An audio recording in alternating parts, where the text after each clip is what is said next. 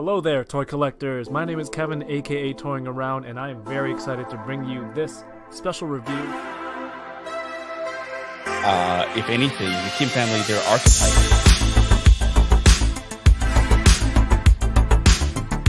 Which is sad, but not always a bad thing.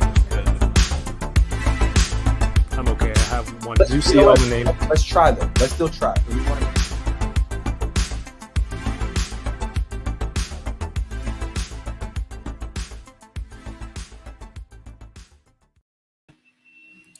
Man, my computer is firing up this fan. How's it going, everyone? Happy Monday. Welcome to the channel. My name is Kevin, aka Toying Around. Today we will be talking about The Bad Batch, episode 12, Return to Ryloth. You'll have to excuse me if my voice is a little bit weird today, weirder than normal, as Yoko would probably say in the background. However, I spent most of yesterday screaming at a pitcher at a baseball game. So that's the result of today. Joining me tonight, I'm going to get right into it because one of our hosts is in a different circumstance than normal. So we're just going to try to keep it quick. My first host, my friend, who believes in this crazy tinfoily theory in the Black Widow that there is some time travel going on without revealing too much and spoiling anything. It has to do with My Little Pony. It is my friend Yoko. Livin, Best intro yet. Best intro yet.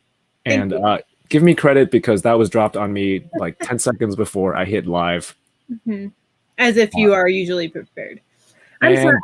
I'm trying to be nicer to you. There's the burn. And I'm trying, but like sometimes you just set it up, you know?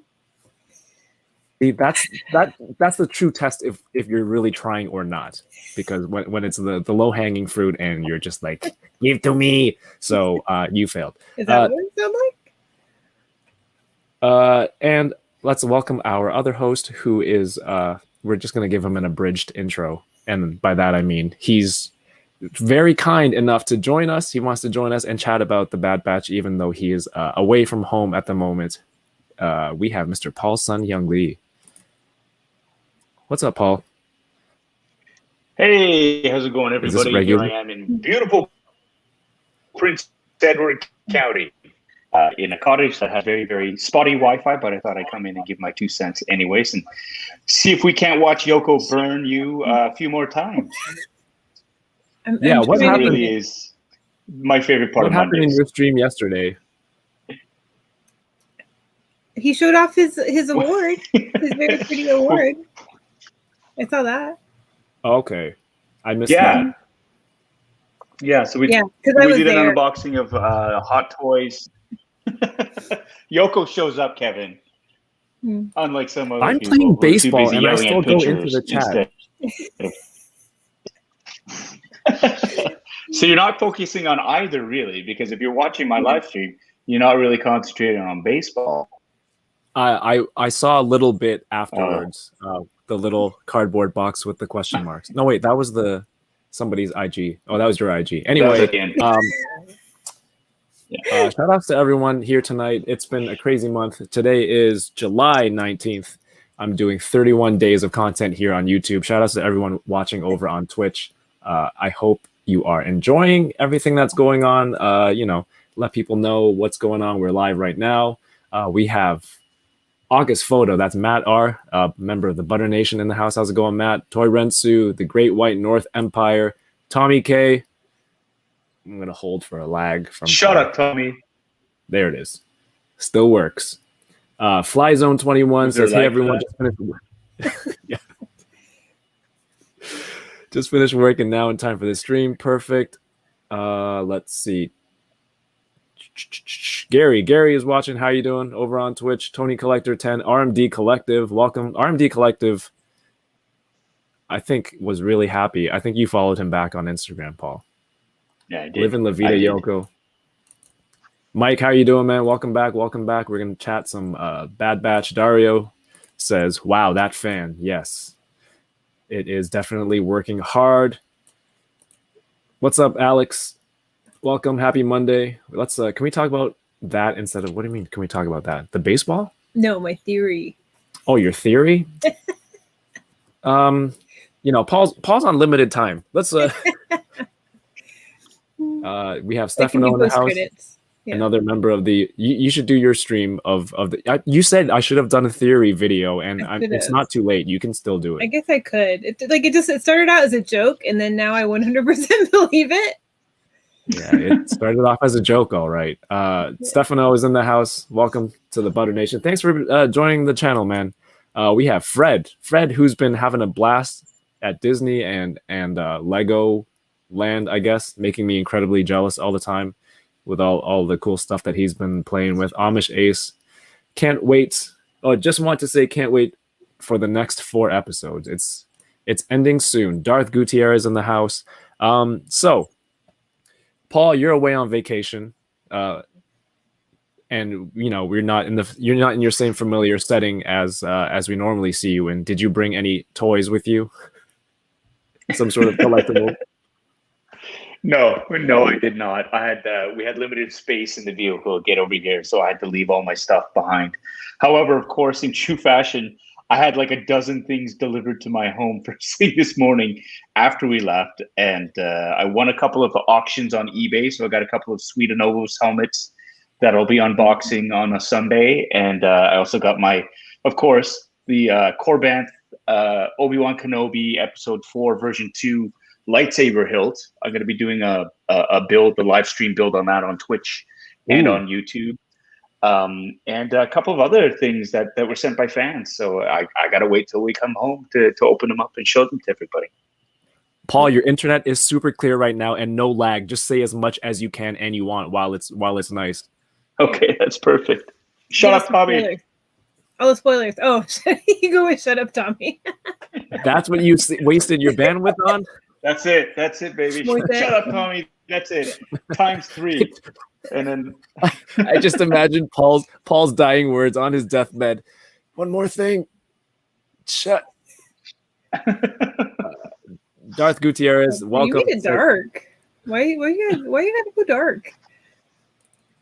It's my brain is crazy. Oh, Yoko, what have you got going on? I hear you've been wrangling some reptiles lately. Yeah, I went to that exotic animal and reptile show on Saturday.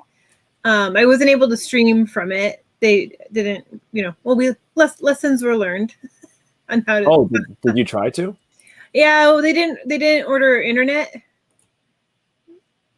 for me, for me to be able to hardwire. Like they were like, oh, the plug's still here. You can just, plug in and go, but you had to actually order like events, how events work. So I couldn't do that. I did a little bit from my phone, but it was just a little rough, but still got enough footage together for a fun little video. Of course, my favorite exotic animals were like the munchkin kittens and the little tiny pig, which they're not. Were those brought there just to feed the other reptiles? Because I thought it was a reptile show, and then I saw like a little pig. Paul, we have a question from Alex, who's also a big Hot Toys collector. He says, Paul, what was your favorite unveiling at the Hot Toys booth tour over on Sideshow? I really like the Iron Man Mark 1. I thought that was pretty sweet looking, and that's the first time I sort of considering, maybe I'll step outside the Star Wars Hot Toys fixation that I have. Although I did like the armor, I thought that was a really cool exclusive to have there. It's just those two really stood out for me. I mean, the Spider-Man one was pretty cool too, I have to say. But again, it's that whole, I got to stay in my lane. I have to stay in my lane. Space is limited. The budget demands restraint. And I can't veer too far off, because if I start going into other franchises with the Hot Toys, and that's it. My wife is going to kill me. So you should definitely do it. You should definitely do it. And I was impressed with the EFX like the pre-orders for the EFX Mando Season 2 helmet. I thought that was pretty sweet. I've been collecting Anovos helmets. I've got Black Series helmets. Anovos is really great.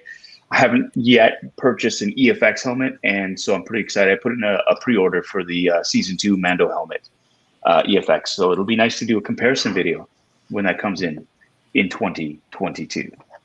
Nice. One pre-order, right? Did you mark it down somewhere? Yes, Yoko. Yes. 17 of them will show up. I got them in 3 different. I forgot. Did we start it? Did we start a spreadsheet? You know what's scary too? I'm starting to do that with movies now too, because I collect physical discs. Yeah. And I had the Space Jam. It was a Titans of Cult Steelbook Space Jam. Like, oh yeah, it came in. That's awesome. And then I look on the shelf and there's already one there. I'm like, and I don't remember ordering that other one. Like, I don't remember receiving it. So I'm like, how did that happen? How did that? I don't know what I've done. My theory, though, is they might have screwed up and sent me 2, like one earlier with another order that I had, and just sent me another one. That's my theory. That's your theory. I'm sticking to that. Yeah, sounds good. That. We're all trying to pull a Kevin and passing the blame onto somebody else.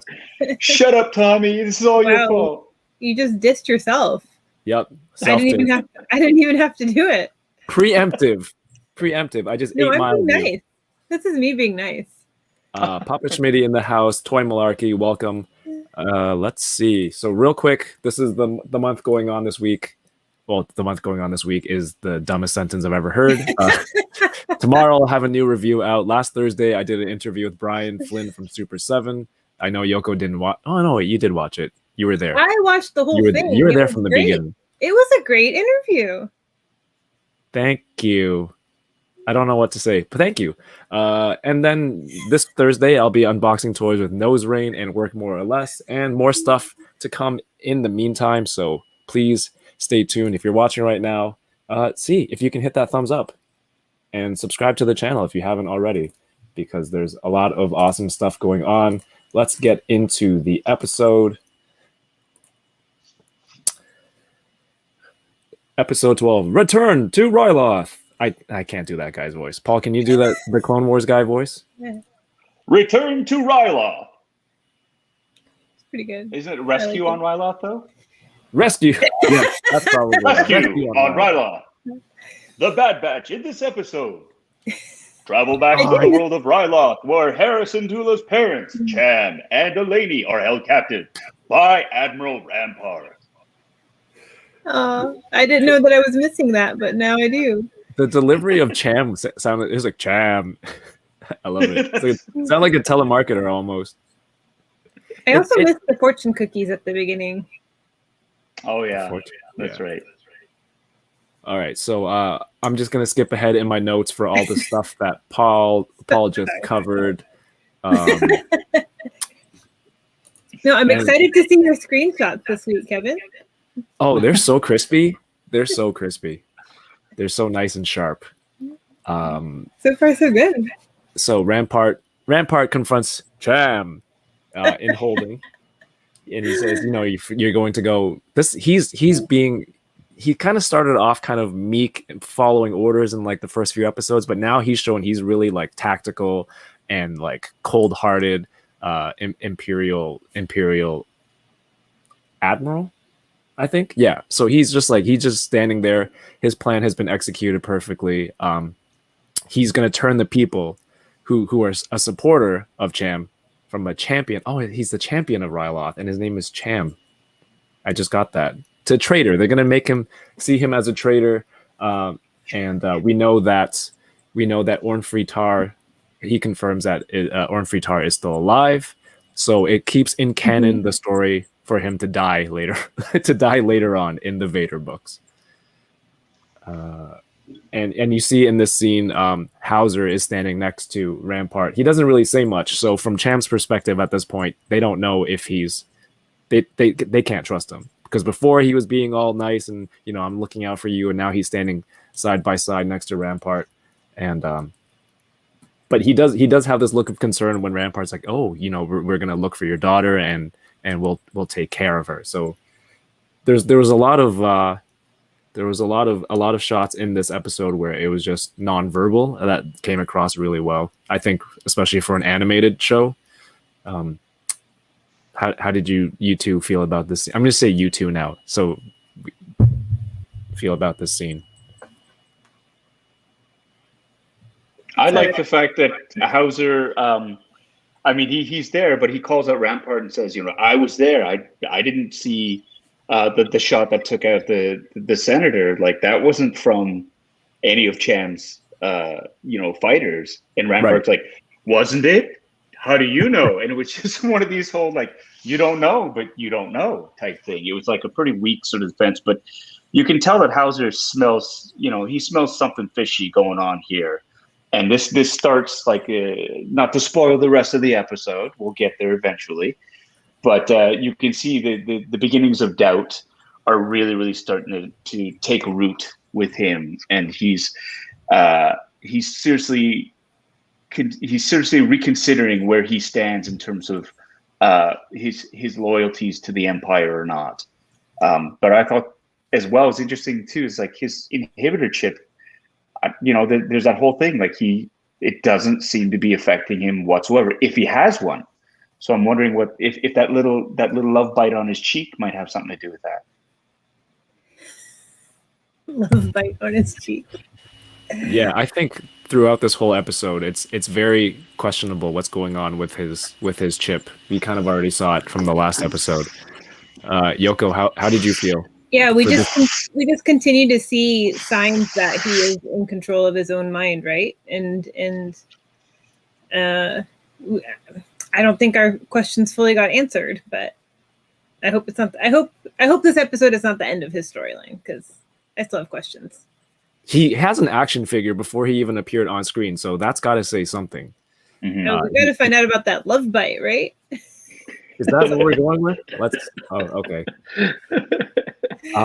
And not in record time, but on a very different pace from the previous episode, we see the Bad Batch very early on today, or on this Friday's episode. I really love this part, and I saw the setup coming from a mile away. Hunter was telling Omega that the Gonk droid was defective, and she was like, "It's all right. We're all defects too." I thought that was awesome. But at that point, they receive a message from young Hera. She's basically on a solo mission now. They find out that Omega gave her their comm channel information to Hera. Basically, they traded phone numbers for a play date. But here's Hera calling for help, and Omega's trying to plead with the team, convince them they need to help them. Tech, awesome as always. It's like, perhaps the situation is not as dire. Children often overreact, and it cuts right to Omega's face. It was a direct insult. That was hilarious. But they debate their safety again versus their safety. Their previous mission was going to another planet where it was an Imperial occupation, and they were like, this is crazy to go there. We're supposed to hide and stay away from them. So they're kind of in that same dilemma again. But Omega, the child, kind of is like the moral leader. She's like, hey, I would do this for my family. I would do this for all of you. So I thought that was interesting that the kid took the lead. Mm-hmm. So they end up meeting. There's Tech, my favorite, the jerk. 796 Studios in the house says, hello friends, I still haven't watched Bad Batch yet. Thank you, you're the best. It's episode 12, and he's shown up almost every time to say what's up, but he hasn't watched it yet. Almost, actually, that's better than someone who has a baseball game but shows up in the chat just to say hello. Just wanted to. Is that another self burn? Yeah. No, I'm just saying they're all nice gestures. So they ultimately decide to help. Hunter says, we'll play it by ear. We'll see how dangerous it is. And Hera's just like, hey, I guess they're mercenaries. I'll offer to pay you if that helps. And like as a child, she's recognizing these things, and she's running her own mission. So I thought that was really impressive. And by the way, feel free to stop me at any point if you have something to point out, spoiler or not. Really cool recon shot of the whole squad. Everyone has their own binoculars, and they're checking out the Imperial occupation. And Hunter somehow senses. How did he sense this Imperial probe droid? I don't know if he heard it, he felt it. Is that his hunting ability? He's a tracker, expert tracker. Right. Even though Paul likes to hate on him. How does it work? For an expert tracker, he happens to lose Omega a record number of times. But I think during the episode 2, if I recall correctly, there's a slight sound that he picks up on in the breeze, and he's like, oh, and he just sort of disappears and gets a drop on the probe droid. So I think on a rewatch, if you do listen to it, you can hear he recognizes that sound. Okay. Yeah. He's trained to track droids. He's not trained to track human girls. I really like that though, because he's just like, you guys stay here. Disappears. He takes out the probe droid, not before the probe droid takes a picture of them and puts it into the cloud, uploads it to the cloud so that Crosshair finds out that they're there. So the element of surprise for their attack and the rescuing Cham from the capital is kind of gone. Crosshair points out, Tech points out that the Imperial presence is very similar on like Raxus, and it's a military occupation.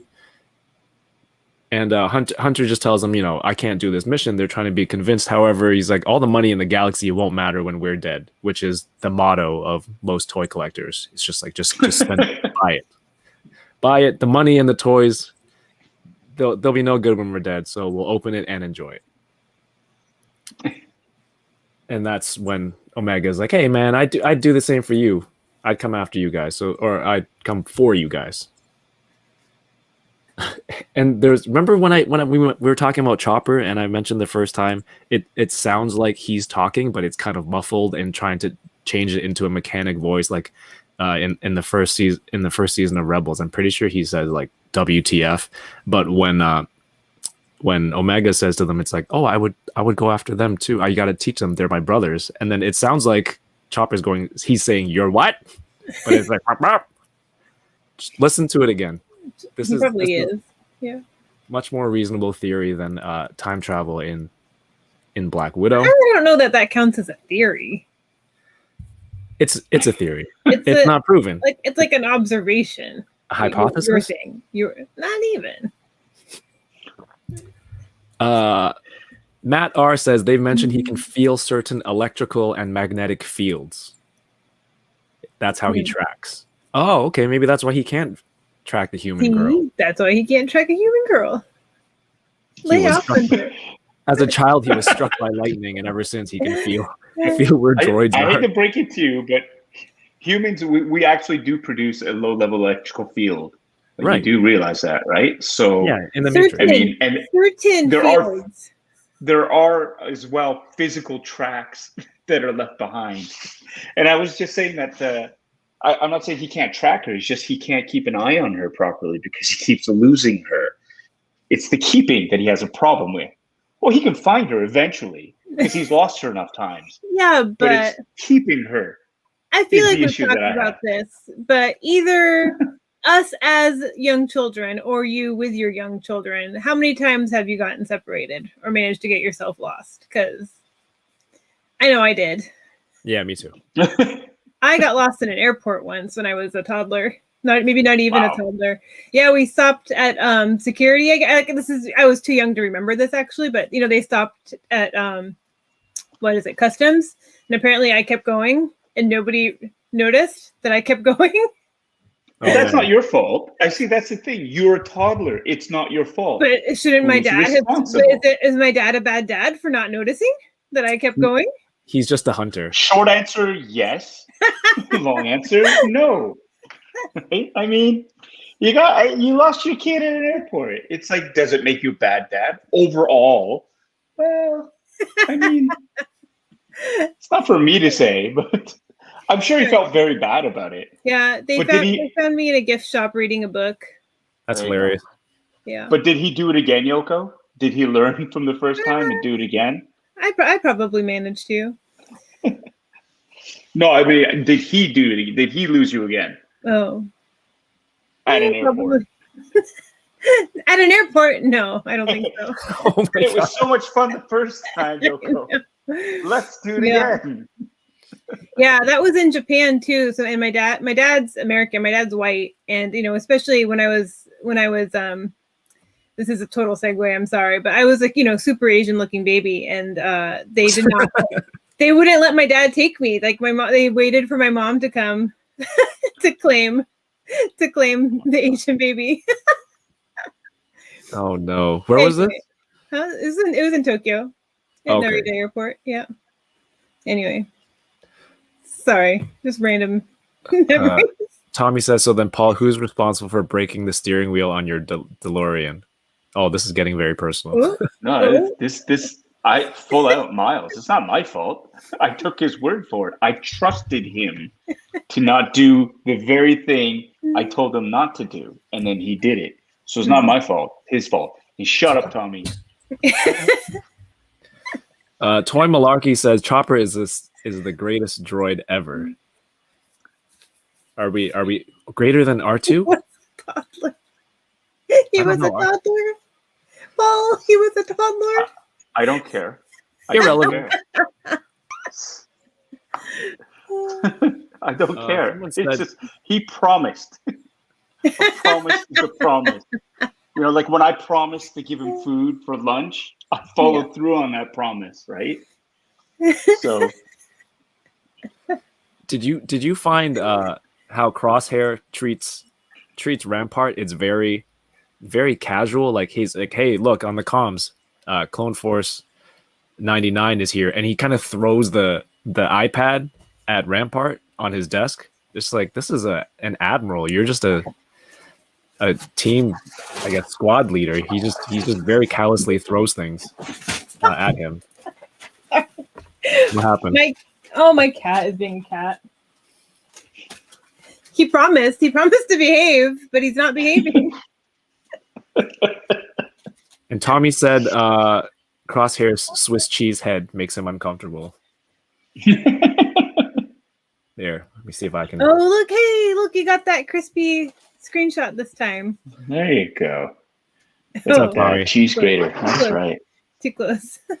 So he's got a new haircut and some holes on the on his face, on his head, as a result of that engine burning him.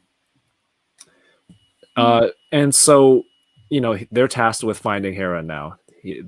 Finding Clone Force 99 is not the priority as per Rampart. He says, go find Hera. And since Hauser was in that room, he quickly goes to the Syndulas who are in the cell and tries to find out where Hera is to protect her.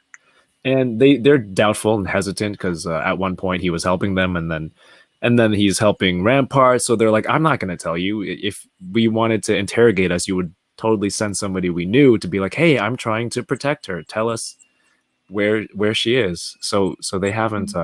Mike just said, I just realized I haven't seen this episode yet. Oh no. It's in the title. I mean, you can go watch the episode if you don't want any more spoilers, and feel free to catch the replay of this, Mike. And I would love to have you here live next week if you need to go. You still have 4 more episodes left to join us live. I also really enjoy how they pronounce Hauser. They go Hauser. Do they? That's just Hauser. Yeah. It's the pseudo-French accent that they're using. Yeah, it is. Huh. So Omega says, you know what?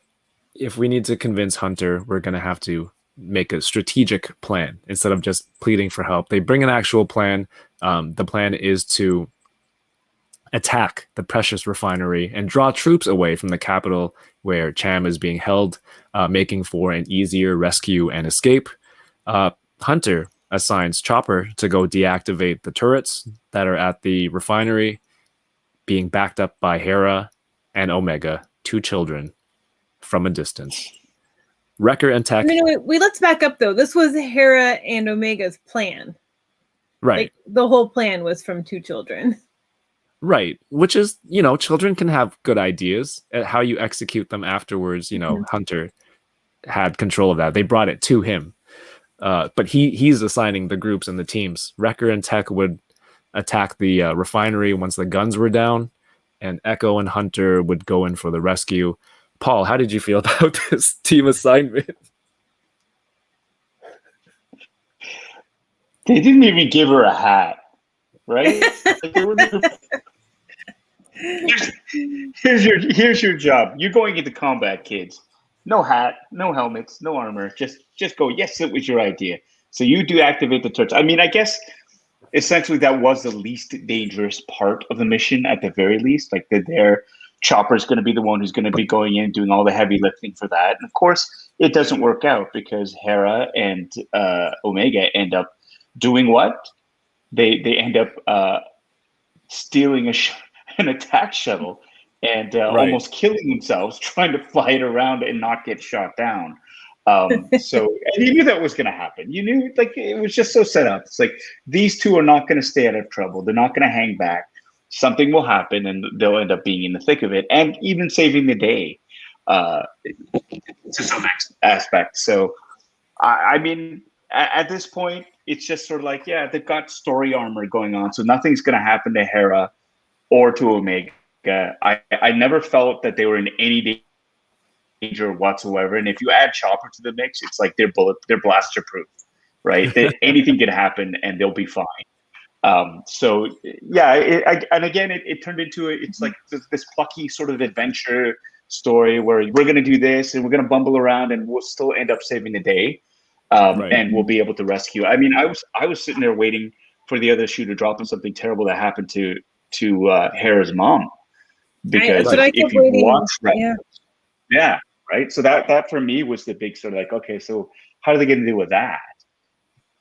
But you know, and thankfully we didn't have to go there for this episode. But yeah, I mean, it is what it is. It's like, oh look, it is a kids. I mean, it is a kids like show, right? It's based.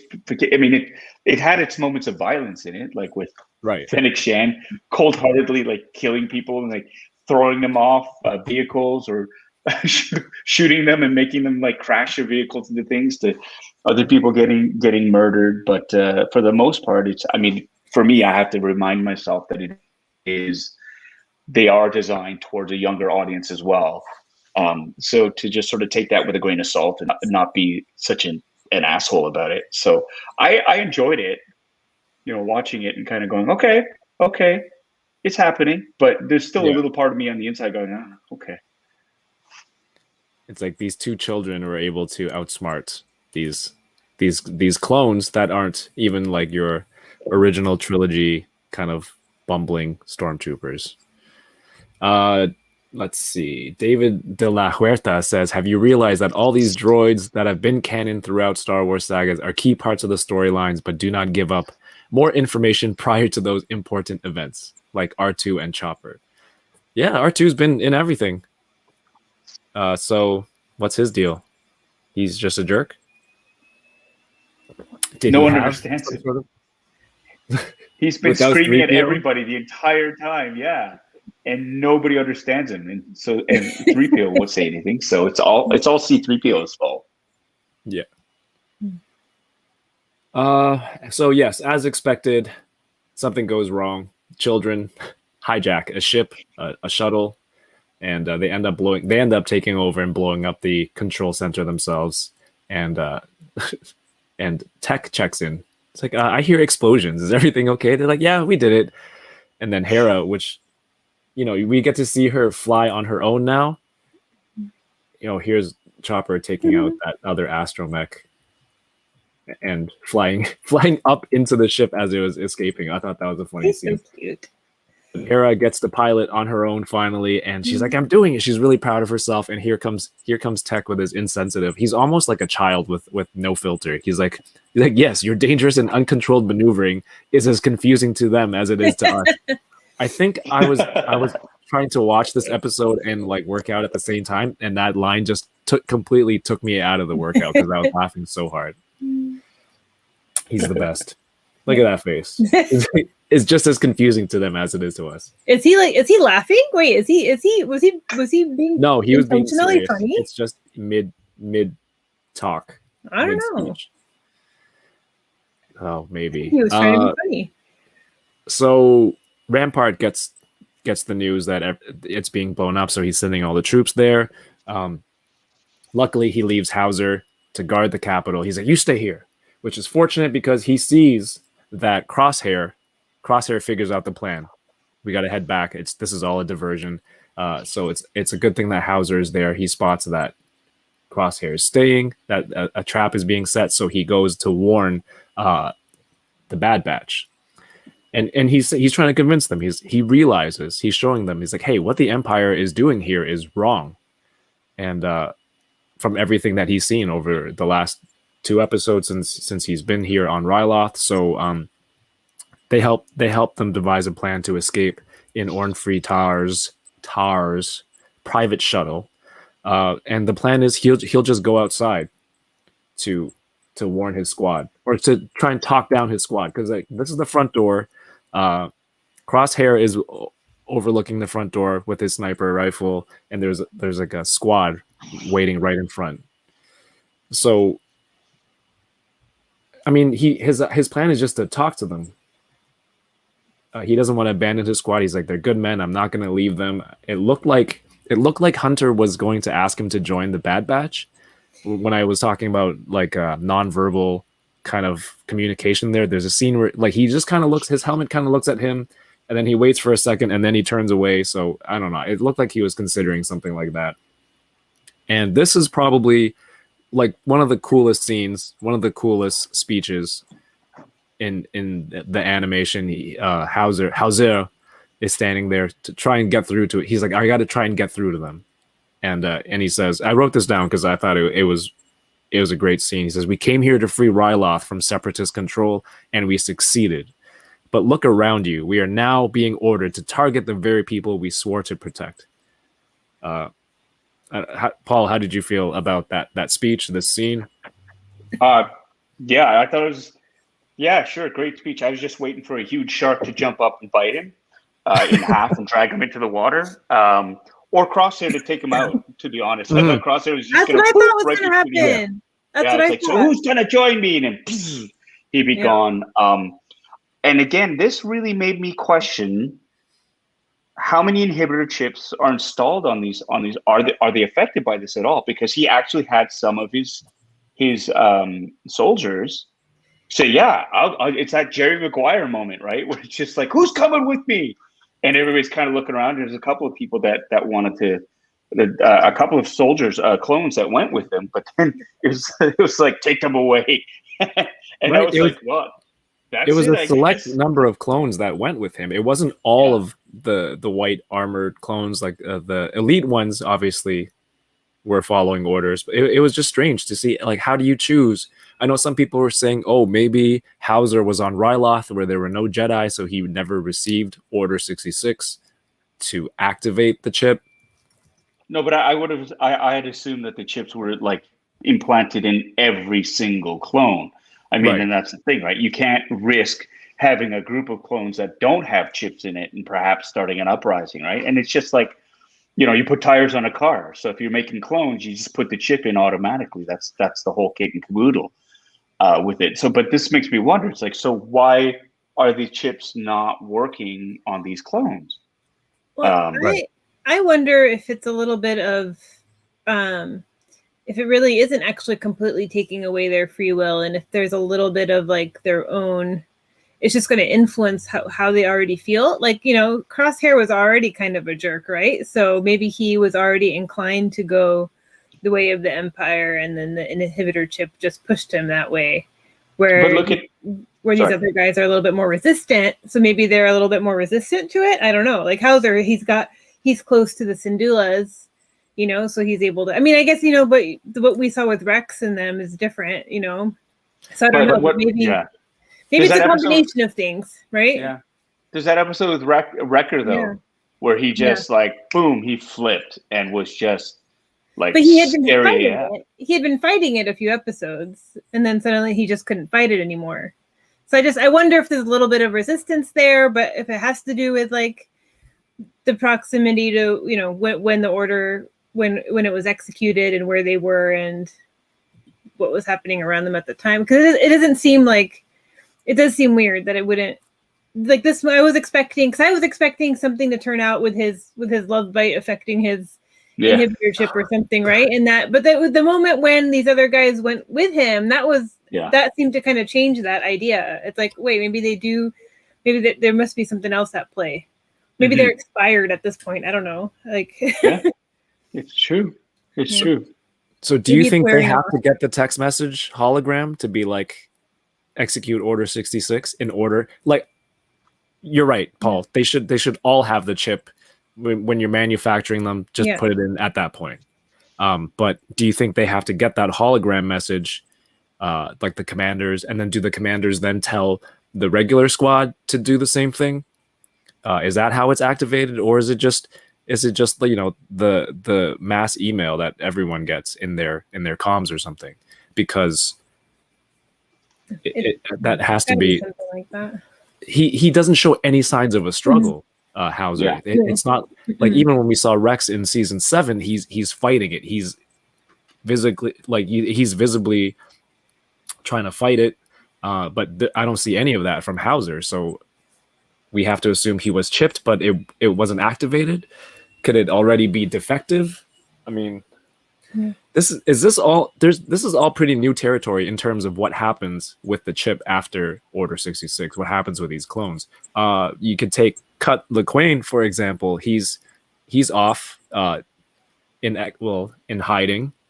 He obviously didn't get the text message to execute, and he seems like a normal dude. He's not crazy, trying to kill traitors to the Republic at that point. So if you look at these two, would it be like that they didn't get the activation code? Yeah, I'm kind of thinking maybe it's something like that. Yeah, I don't know. It's interesting because of the whole hologram. Like, do they need to actually see and hear the hologram for the chip to be activated?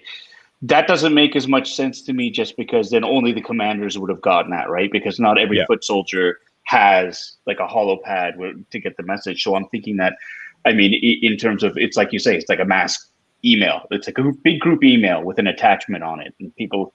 But maybe that's what it is too. It's like some people, it went to some of the clones, it went to the junk folders. Other ones, they didn't open the attachment, it just deleted it right away. Like you know, the Emperor again. Who knows? It could be one of those things. It could also be the equivalent of defective chips too. I mean, the Bad Batch, theirs didn't really take hold, and maybe there is a certain producing anything. There's a certain number of failures that you'll have, right? Like just where the product, for whatever reason, over time breaks down. So maybe it's as simple as that. Or again, it was like, well, what do the chips actually do? Were they designed to just turn all the clones into complete automatons? Or was it to have them execute the Jedi? Right? Like that's, again, the question, because it's kind of murky. It hasn't been specifically nailed down what these chips are really, what they make the clones do specifically. I mean, story-wise, it's been very convenient. Like with Wrecker suddenly going berserk, and it's about, no, whoever's not following orders, you have to eliminate them because they're enemies. For other clones, it's like, we got to kill the Jedi. And there's always that mantra, good soldiers follow orders type thing. So, but it's never really been specifically sort of nailed down. And right now it's been very convenient where they want to pick and choose how the chips service the story in terms of what they want the clones to do, if that makes any sense.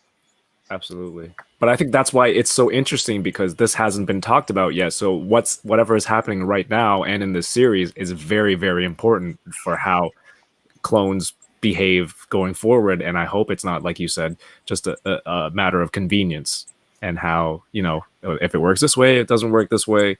I'm just very interested to see. And I'm hoping they'll explain it. They've been doing a good job of following up and explaining things. I'm hoping to have them elaborate on, like, hey, this is the reason that it affected this person, but not this person. I think that's the role of Hauser and his troop here, though, is to have us question that and like remind us that that's a question that we have about Order 66 and inhibitor chips. Good point. Yeah, very good point. Terrence says, but the Bad Batch didn't get the hologram, which is true. Their genetic mutation, I guess, kind of delayed delayed getting the Did they signal. hear it though? Like they were within earshot because they had just started walking away. Remember, they were far, and then like Kanan was in the middle. They heard them fighting. That's Kanan was in the middle, and then Addie, I forget what that Jedi's name is. She was with her commander, who was right next to her. That's right. Yeah, I think the mutation slowed down the reaction. They got the signal because eventually, as Wrecker's chip started to work, then the signal came through. So is it an ongoing thing? Is it a general mind control? And Order 66 is one of the codes programmed into their brains. It's maybe the chip isn't just for that. It's just for obedience, following orders, and also here's one of the commands: shoot Jedi, eliminate traitors, that kind of stuff. But again, 4 more episodes. I don't think it'll be completely explained in that time. Hopefully more episodes, more seasons to kind of delve into this and how the clones evolve, if you want to put it, or just move along. And finally, the rescue is complete. They rescue Cham and Eleni, I believe. Yes. And she tries to pay them, which Hunter, I thought he was just like, just keep the money. We don't need it. There are other people who need help there. And so let me see. Well, he said they're going to need it. Well, yeah, they need it too, which we know that Cham is still fighting the Empire during Star Wars Rebels, which takes place later on. Tech teaches Hera how to scramble her ship's signature. And it's just cool to see these little things. How did she learn all this stuff from the character that we know in Rebels? Here's a little bit. I mean, most of this arc is her backstory, but there's a little bit more there. Mm-hmm. And Rampart kind of wishes that Clone Force 99 was working for them. It's too bad, but he grants permission to Crosshair to go hunt them down now. Before he said they're not important, but now he knows that should have been a priority. Go hunt them down now. And end of the episode. Did the chip wear off for all the clones? Is Crosshair's chip still fully working? Or is he just being a jerk now? Does he feel abandoned by his squad? And it's just enhancing that feeling. People in the chat, what do you think? Paul, Yoko, what do you think? What do you think about this episode overall, actually? You glossed over the moment of Hunter. That moment when when Hauser was like, "Hey, I'm not going to abandon my team," and he stays behind, and it's that you did. I mean, you mentioned it when they were all leaving, and then Hunter turned around and kind of gave him one more look and hesitated. Yep. I was so disappointed in Hunter in that moment that he didn't actually say anything. I'm like I was like, is he going to tell him about the inhibitor chip? Is he going to give him one more chance to go with them? Like he could have.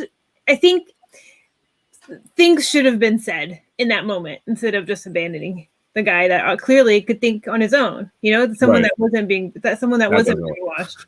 He should have recognized that moment and said something. I think that could help him. That could help Hauser in the long run.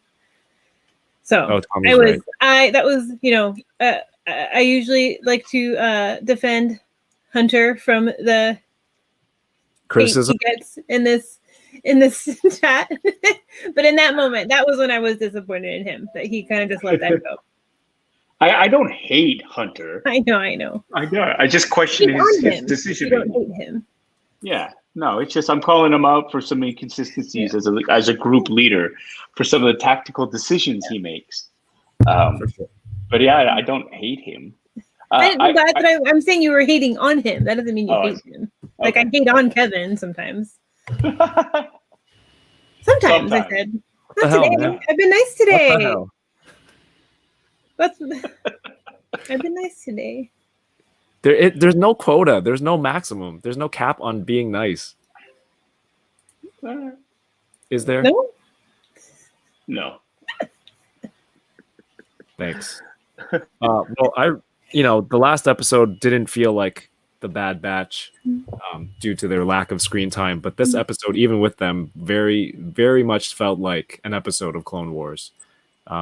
This whole arc, actually. So I don't mind if some people are like, this isn't really Clone Wars or Bad Batch focused. I'm just entertained, and I really enjoyed this arc, and we'll see if there's more Ryloth going on. More Ryloth going on? Yes, more Ryloth in this season. Star Marvel says you can see the seeds of the Empire moving away from clones. Yeah, and that's kind of their thing. They kind of set the tone for that in the beginning. Whether or not they should keep paying the cloners to make their army, or should they go with conscription? And that's how it all started. The Kaminoans want to go keep this business relationship going. Next week on the Bad Batch Case on the Mondays, Kevin and Paul recap the newest episode. Oh, sad. Toy wise, Paul, you opened some awesome stuff yesterday on Funboxing Sundays. Heavy infantry Mando. Yeah, that was awesome. Yeah, it was a lot of fun. I've got an informal poll going on right now whether to open up the Commander Cody Hot Toys or the 40th anniversary of Darth Vader Hot Toys. So, oh wow, it's neck and neck right now. I'm gonna have to go through and count the votes and see. But yeah, it was pretty cool because it was like Cody in the lead for a while, and then I pulled out the 40th anniversary Vader, unveiled that, and everybody suddenly started leaping across to that. But ooh, yeah, yeah, it was fun. So, but again, I got a bunch of new stuff that was delivered today. So I can't wait to show that stuff off either. And I did put in a couple of pre-orders today for because of the Sideshow Con, which is really, really awesome for the heart, but terrible for the wallet. So. I think I missed everything today. I got to catch up on what I missed on. It's too busy with work. Paul, do we need to let you go? I know you're with the family. I'm sure your wife, would appreciate your time, yeah. and also not you speaking about buying more toys while with the family. There is that. Take the chance to go. Thank you so much for spending your time here with us. You'd rather kick me off, but yeah, but then I'd be here by myself, and nobody wants that. See, this is Yoko's punishment for being nice, right? It's just like one-on-one time. Yoko gets to stay with me. Great. As always, it's been an absolute pleasure. Thank you, everybody. Thanks, Yoko. Thanks, Kevin. It was a decent opening. I thought that was a great opening today, Kevin. You weren't caught mid-swallow of your coffee this week, which I thought was a big improvement from last week. No, those are just gags, right? Those are just gags. Right. Okay. Every good show has a little gag, and then you roll the credits. So this is all scripted. Right. And I do love your sexy singing voice right now. I think you should try to incorporate that more. Oh, his singing voice, because yes. Should I capitalize on that? What should I sing? Just a little bit. Very sultry. Anyways, and it's always great to see you, Yoko. You're on fire today with the Kevin Burns. No, they weren't really burns. They're more like nice today. Yeah. I gave him really compliments. Nice. Yes. Wonderful compliments too. They had me in stitches. It's funny because even when you're complimenting him, it's kind of like you're burning him at the same time. I don't know what it is. There's something that's a magical ability to have. But as always, Mondays. His Brian Flynn interview was legitimately great. See, your voice went up there, and it's very unusual for you, so it sounds even more. It means I'm excited. My voice gets my God, when I'm stop. excited. This is genuine. Thank you. It was a lot of fun. It's a great way to kick off the week. Yeah. Oh, real quick before you go, Paul, I was very sad that I didn't unbox your card in my box break, and then I missed an auction. I had an auction. It's like 13 minutes left tonight, and it was a pretty good price. And then I went to go do a review for tomorrow, and then I missed it. So more searches to follow. But enjoy the rest of your trip, and I'll text you if I find more toys. Sounds cool, man. Okay, take care. Have fun. Bye, Yoko. Take care. Bye, everybody. Thanks. Well. Just me and you. Uh-huh. Well, everyone, that's it for no. Okay. Wow. Well, what about you? Toy stuff. You know, Paul opens all his stuff the day right before we do this, so there isn't really. You know, but I've been being good. I haven't been buying things, I think. That why is that associated with being good? You should always buy stuff. Well, I'm just trying to be choosier, you know. I mean, I must have bought. Well, okay, no, I'm full of lies. I just buy things that are pre-orders, so they're not here yet. You know, I've been on a little Cost Baby kick. Hold on, wait. I need to go to Twitch so I can clip that and have you say, "Wait, I'm full of lies." I'm full of lies. Got him. Got him. I do collect some of the Hallmark ornaments. I didn't get any. I didn't. No, go ahead about your ornaments. I'm just gonna leave this comment up. Go. I know I'm lying to myself though, you know, like I feel like I'm being good, but it's just stuff that's pre-order, so I don't have the evidence yet of my spending. I even know which angle to point at now for the screen. Fred's still watching. Awesome. Fred got these Ahsoka lightsabers from Disney, and I normally the Rebels ones or the Clone Wars ones. I don't know. They're just cool. They have the blades and they light up. Normally, I don't really care about collecting lightsabers just because I have no way to display them. But he was holding them, and he was looking like a grandpa on Twitch. He was like, "Where's the switch on this?" And he was holding them up. I really wanted those. You already have the Rebels ones, right, Fred? I need to get the Clone Wars ones.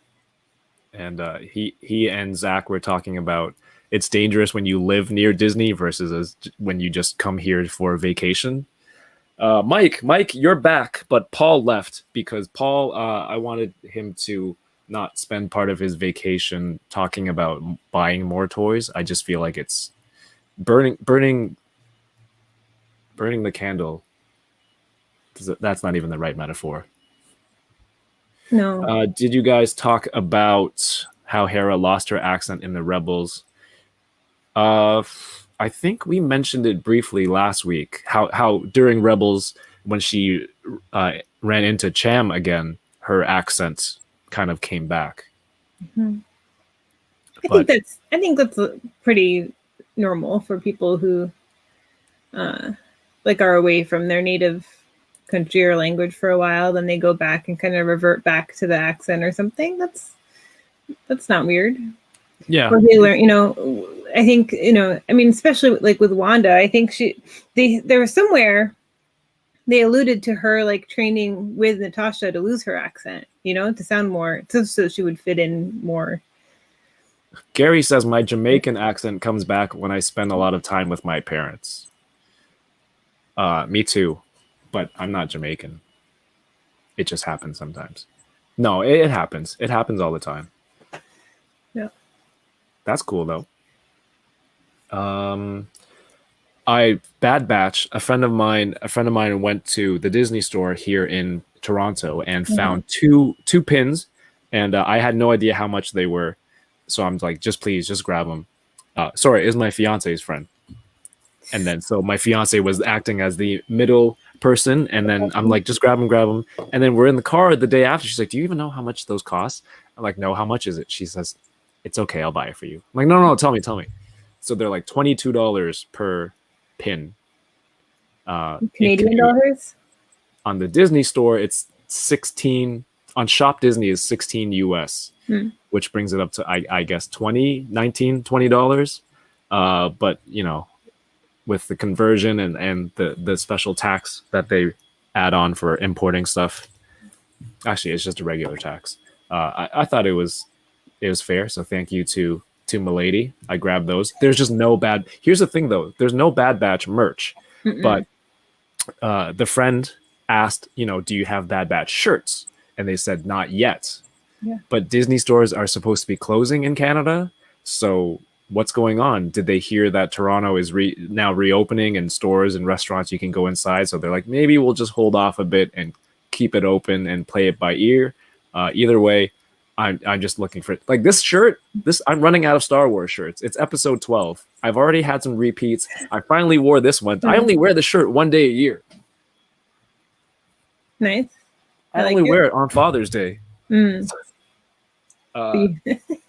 just like, all right, I'm just gonna rock this one tonight. But not much. Oh, I forgot to show Paul. I know. That's been a fun game to see if I could wear something different every episode, and I think I'm going to be just fine. Damn. Bring on season 2. Really? Bring on I like season. mine though. Mine's from Only Hope Supply. Fred rocks their shirts. Oh yes, I saw Fred rocking that on IG, and then I went into their that store, and I just got lost in a rabbit hole of adding. But they didn't. Yeah. I couldn't find the Bad Batch one that Fred had. Fred says, I will report that there isn't very many Bad Batch things in the Disneyland stores. I did see some Clone Wars love, though. Okay, so maybe I'm just expecting something that's not there yet. Yeah. No Lula in the Toydarian. Hey! That's my Watto in the Toydarian toy shop yet. Mike, thanks, man. Mike, what did you think of the episode? Thank you for coming back and watching it in time. Does that mean you watched... well, was he talking to you or is he talking to me? First of all, damn you! Come on. That was Why a can't question. It be both? You don't need to answer that, Mike. You went to a lizard show. Did you want to elaborate on that? My lizard show. I mean, that's just how desperate I am for conventions and stuff. It was. Just give me anything. I need content. Things to do. I just want to go places and see people. But no, yeah, it was this exotic animal and reptile show. It was the people that I met at Washington State Summer Con last month, and they came on my stream, and then they invited me to come out to this show. So I did a little bit with them, and we'll see next time if I get invited back. I have a better plan of how to actually stream from the show and stuff. So it was a learning experience for me as a content creator going to the show. But it was fun, saw lots of some weird animals, some cute animals. From a distance, I watched, there was a spider booth, and I watched them with the tarantula, and the one girl came up there and the guy let her hold a tarantula. And I was like, ooh, okay, maybe I'm willing to do that for a video, hold the tarantula. And then as she's holding it, and at that exact moment, while that thought crossed my mind, it suddenly scuttled all the way up her arm, up to her neck. And after that, I was like, nope. Oh, man. Not going to do it. Not going to do it. That would be the moment I panic and, something bad would happen to the spider. Just don't scream. Don't open your mouth and you'll be fine. Don't open my mouth. I'm more afraid of punching it or something, that would be my reaction, and then I would kill those. Have you seen that episode of Kim's Convenience yet? I'm working my way through season 5 right now, and then there's all of them, but yes. The one with the trains. I'm surprised you're talking about that random movie from a million years ago with the spider dance. Yes. But you didn't think of Kim's Convenience that Paul is on, and how he is afraid of the tarantula. Punch the tarantula. I just watched that episode last night, and I was like, why didn't Kevin reference that episode when we were talking about spiders? I don't know. I think I'm getting old, and it's short-term memory versus stuff in the past. You recall that more. That's fair. I'll give you that. Terrence mentioned earlier in the stream, do you think or do we want Crosshair to be redeemed? I don't care. I don't care for Crosshair. First of all, I like this setup. Secondly, I think I like him as a villain. I like him very much as a villain. He's got not everyone needs to be redeemed, Yeah, no. That's a very good point. Just let him be a bad guy. You need a good bad guy for your protagonist to run from. He's got that really, really nice, scary looking, just the whole design of him. Crispiness, tattoo, just crispy, roasted pork skin. The voice is killer. Sniper rifle, awesome armor with all the black wash and it's just fantastic. I don't. If they went that direction, I wouldn't be upset. I prefer him as a villain. You have to have a good villain. I would rather they rescue Hauser somehow and bring him over. Oh yeah. Team Hauser. Honestly, that scene, that speech, like it was quick and it was simple. It's in a cartoon, but it's one of the coolest scenes I've seen in a while in Star Wars. It was a really good scene. I forgot to bring this up when Paul was here. I got this oh yeah. Bandai. That'll be Why fun. am I trying to go under Bandai R2D2 Can you hold it a little bit higher? 1/12 scale. There you go. And it's got a lot of these accessories. I got it from Toys R Us. My friend Mike helped me pick it up. $30. Seems like a steal. Hopefully the live build sessions on YouTube and Twitch continue. And this will be up after K2SO or maybe before. You're in control of your own destiny. Speaking of destiny and forces of destiny, did you get some cool stuff? Oh yeah, is that what you've been trying to set me up for? No, I was just reminded of it now. How's it? This is why I have to be nice to Kevin. And for the record, I was not trying to buy niceness. This is why I'm trying to be nice, because he did a nice thing for me. This is a Forces of Destiny Ahsoka doll that sells for like $200 on eBay these days. What? What? You didn't know that part? No, I bought it for a few bucks, and you told me you wanted it, so I was like, just take it. I paid $8 for that. You have to be nice for so long. I know, but I'm sending you a box of stuff, so don't worry about it. I paid $8. That's wow. I know. I really need to check Canadian prices. dollars, huh? Canadian dollars. $8 What's? But also the Smarties that I already ate. And chocolate. Oh, Yeah. Also, I was talking to Fred about Coffee Crisp last night. So good. He just recently had it. Yeah. Crazy. Yeah. 200. Hey, Mackerson in the house. Mackerson. Mackerson. But I have the when these dolls came out, I hadn't watched Clone Wars yet, so I didn't, I didn't have the affinity for Ahsoka yet, but I had grabbed there's 2 Rey dolls that I have, and then at Comic-Con that year, I wish I should have too much stuff in front of it to grab it and show, but it's kind of a hilarious set. It's from Comic-Con one year. It's Chewie with like a bunch of little porgs. Right. It's funny. So I had those, and then I was like, dang, I should have gotten, I don't know, years after the fact. I'm like, I wish I had gotten Ahsoka, but. Matt R. of the Butter Nation says, where did I find that? So there is a store here in Canada called Winners. I would equate that to like a Ross. TJ Maxx. Yeah. Ross or TJ Maxx. I believe TJ Maxx is the parent company of Winners. And all the unsellable, overstocked items go there at a discount, hence the $7.99 price tag. Yeah, these bought it. dolls bombed. I never understood why. Like, I thought they were great. I think it just goes to show you anything Ahsoka now, just buy it. Buy it. Because in a few years it's going to blow up and some fool might send it to you for free. Yeah. There's a Sabine too, where I'm like, oh, maybe I need to track down Sabine, because Sabine looks great too. But they're fun dolls, and I thought I was going to say something else that I can't remember now. Thank you, Kevin. That's good. Yeah, that's good. Thank you. No, you're welcome. I bought it for. I originally bought it for my daughter, and I know he took it from his daughter. Don't make it seem like. So we have a closet. She's completely spoiled. We have a closet of stuff that.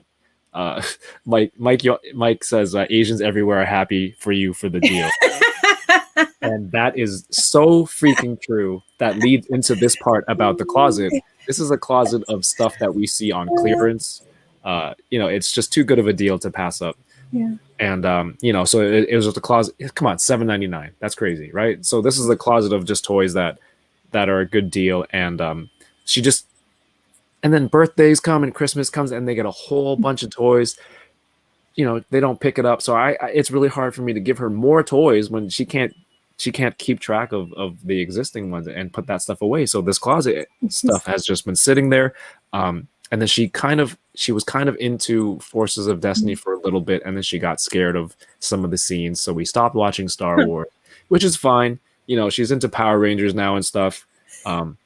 So I never ended up giving this to her, and then Yoko was like, "Oh, you know, I've been looking for that." So you know, without checking eBay, I just sent it over.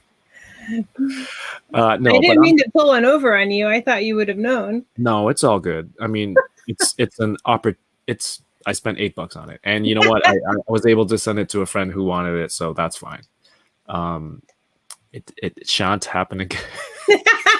Kirby Kwan Jr. welcome. He says finally able to make it for one of these. Unfortunately, the episode itself has been covered, and Paul is on vacation, so he dipped out for a little bit. Well, he's gone now. I still have to order the Ahsoka toy box figure. Yes. Because I went to my Disney store this weekend and I was hoping to find it in person, you know, but then actually they told me when I asked about it, they told me that they might only be sending toy box figures to Disney outlet stores from now on. Crazy. So I don't know if anybody else has found it in a real Disney store, if it's been found at outlets, but sharing the information in case that convinces anybody else to just pick it up online instead of waiting. Because I don't have a Disney outlet really close to me. So I'm like, okay, I guess I'll just order it online. Night Walker says, how old are you toying around? You don't look that old. It's because Asians don't raisin until like 50. So does anyone know if Crosshair Black Series Imperial Trooper suit pre-order went live on Walmart Canada? I don't believe so. I'm still waiting for that to show up. I'll post it on my Instagram if it comes up. Instagram.com/toyingaround. Matt R., member of the Butter Nation, says he found Chewie and Sabine. The Force of the Destiny bells. You are setting her up for a backlog of toys so she can start her own channel. Dude, hey. Yeah. Some of those kids that make like millions of dollars on YouTube, you know, let's do it. For random. No, what did she call it? A random shopper. Random shopper channel. Yeah, that would be perfect. Maybe I should give her an episode this month. Yeah. Fill up some of those squares. Oh yeah, fill up the square, please. Disney outlet store still open at Vaughan Mills? I don't know. My friend went to Scarborough Town Center. I'm still. LL Falconer says, I'm waiting for the select Captain America Sam Wilson to arrive at Canadian Disney stores. So hoping they don't close anytime soon. So here's what I find strange. They have Toy Box Darth Maul. They have Toy Box General Grievous. Who are they supposed to fight? There's no like young Kenobi. There's no young Anakin. And I know Toy Box is like, you know, different properties from any time, any timeline. Anything Disney can all play together. It's based on the Disney Infinities, right? Mm-hmm. I just found it weird. If I wanted to put it in my collection, it's just there's nothing for them to really be with other than the fact that they're bad guys. I never think about my toys that way. Who are my toys going to fight? Well, how would you display it? I guess because you have a dedicated shelf. I tend to display by or collect by and character, I guess, you know? So I'm like, yeah. Kind of. That's how it starts anyway, until it branches out. But interesting. It makes sense. I just, you know, don't think about it that way.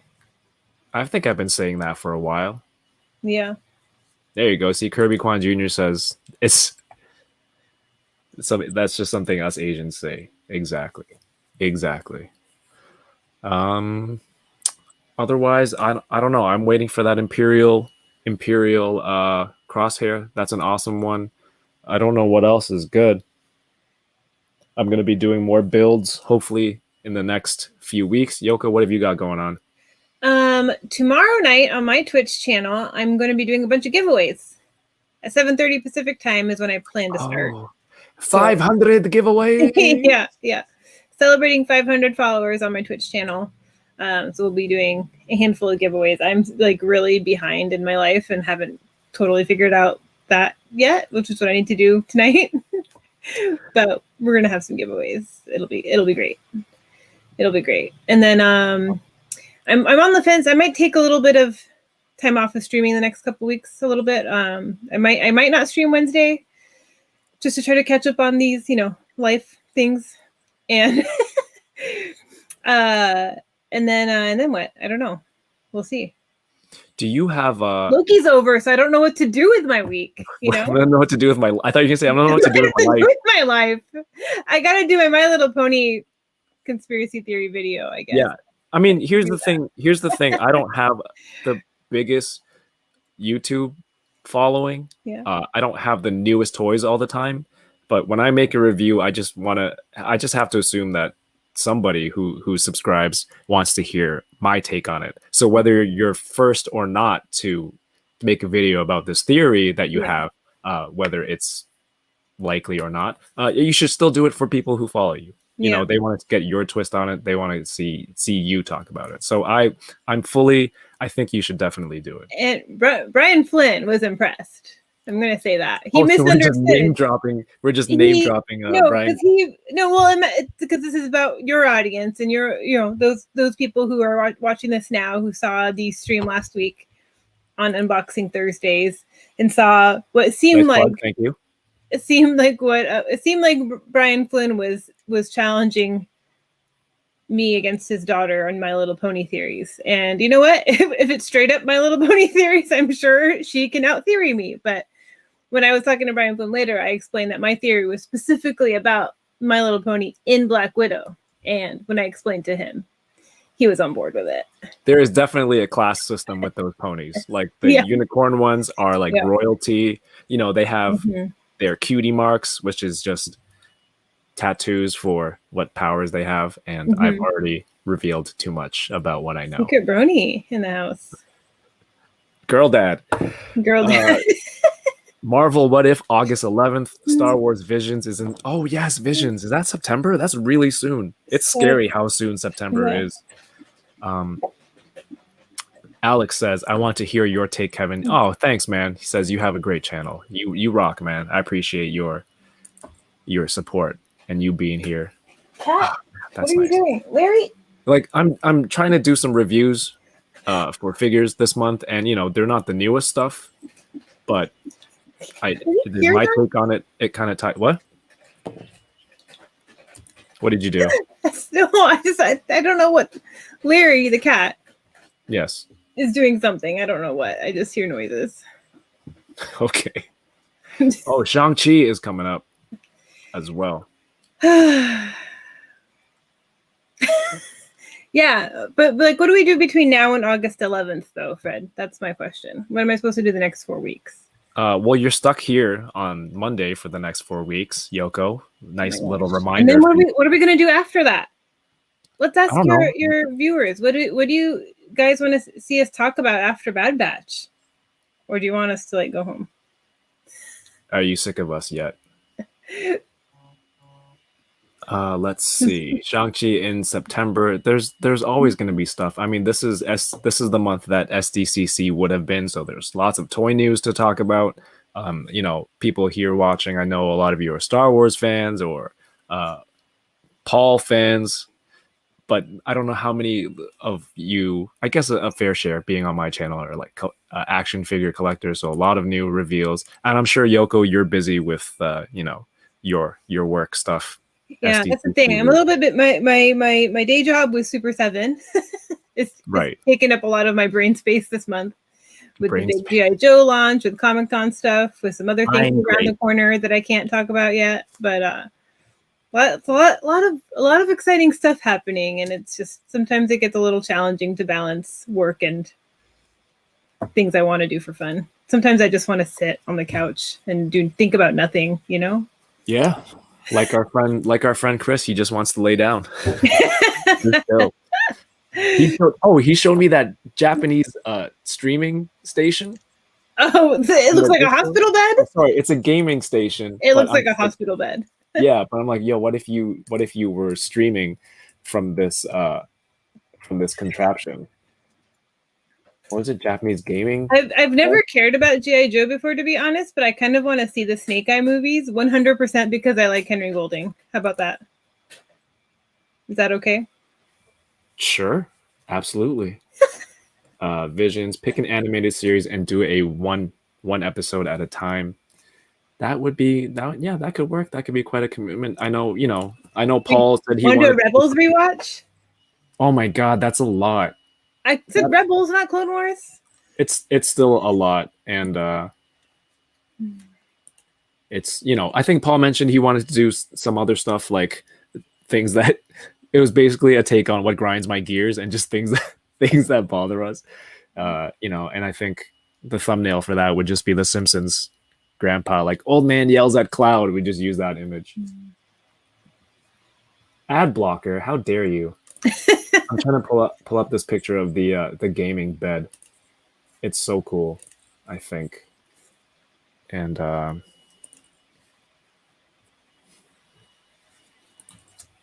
why would they cast someone as handsome as Henry Golding to like cover up his face for ever after one movie? That's my question. What a waste. Like casting Pedro Pascal as you don't see his face the whole time. Well, most of the time, 90% of the time. This is the gaming bed, so you'll never have to rejoin society again. Don't let them fool you. It's a hospital bed. Where would you put your camera for streaming? That would be amazing. You have a spot for snack. Someone tweeted this the other day, and I hadn't thought about this in like, I don't know, a good 10 years. It's that single people use the other half of their bed as storage for like snacks, cell phones, laptops. And I just thought back to before. I'm just like, oh my God, I used to eat dinner in my room and just kind of leave the place there for a while I was gaming. There'd be a laptop on the bed next to me. I was burning CDs. That's how long ago this was. And it's a lot of stuff coming up. I don't know. I'm sorry, but this image makes me sad. Like, it makes me sad. Says the guy who wants to buy this bed right now and streaming about toys in his basement. That's not sad. Hi, I love you. I'm talking about how single people had that other side of their bed to put their laptop and phone and snacks. And Yoko says it's sad. Well, technically I said the hospital bed is sad. Oh, okay. I thought you said my life. No. I'm saying this gaming bed. I want to see Yoko roast you for a few hours. That's not going to. Oh no! I have to be nice. Review of an older Star Wars cartoon series like Droids, Ewoks, or even the holiday special. You know what? I don't think I've ever forced myself to watch those. Have you watched those, Yoko? I haven't actually, but I would do it. All right, let's do it. Why don't we do one of those? Well, do we know how many episodes it is before we commit to it? I don't even know where. Wait, they're on Disney Plus? Okay, we can schedule a watch party, and then people can queue it up at the same time as us if we want. Rebels rewatch would be crazy. Hello, Larry. I realized what I did. I was a bad parent. I forgot to give him his second dinner. Larry gets 2 dinners. Nice. So do I. I'm gonna have second dinner after this. I forgot to give him his second dinner. What are we eating? I don't know. Plan a feast. I'll be there. Okay, don't plan it. I'll figure it out. We're eating canned tuna. Jason, what's going on? Jason is on Instagram, work more or less. He and another toy photographer, Nose Rain, will be joining me on this week's episode of Unboxing Thursdays. Jason has been using that as an excuse to buy more toys. It's the perfect opportunity. So I'm excited. You get points for that then if he buys toys to be on the episode? Yeah. I should get enabler points for that. So it's like kind of. Oh. That's my racket. Invite people on and wait, why is there more people on now? There's 30 people now than compared to before. Let's see. Well, maybe West Coast has had dinner, They're like, oh, what's on? What's on for the entertainments now? Yes. So this month what are you doing tomorrow? Let's talk about tomorrow. Tomorrow I have a review, an action figure review. Okay. Dropping tomorrow. I've kind of figured out a pattern. It's only taken me 2.5 weeks. but Yeah. I figured out a pattern, and I kind of like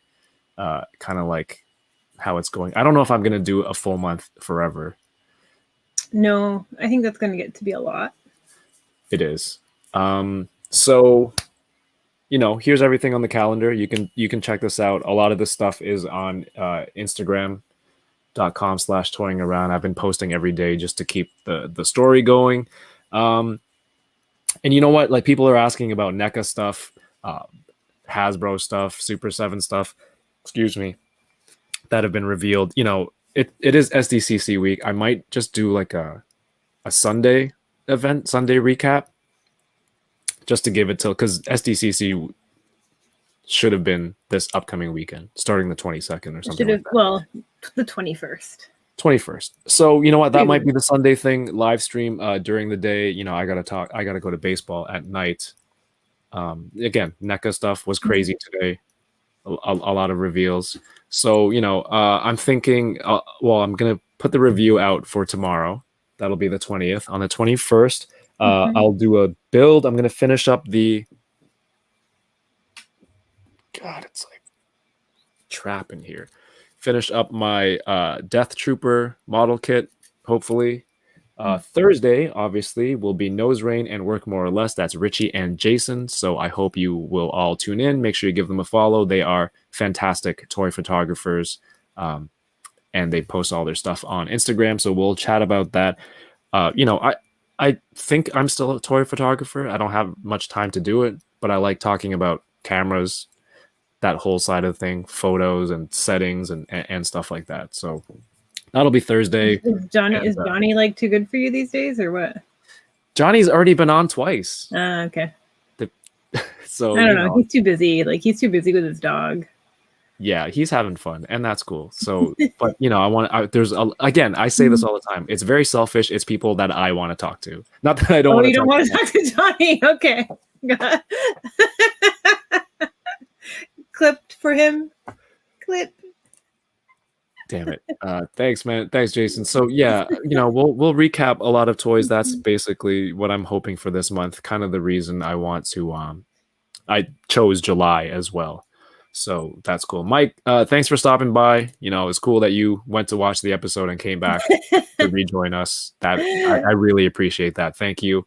Alex, I play second base. Once a toy photographer, always a toy photographer. It's a curse almost, because now every time I look at new toys, I'm like, I can use this for a picture. I can use this. I can do that. I wanted to go with this, and I don't use like 90% of that stuff.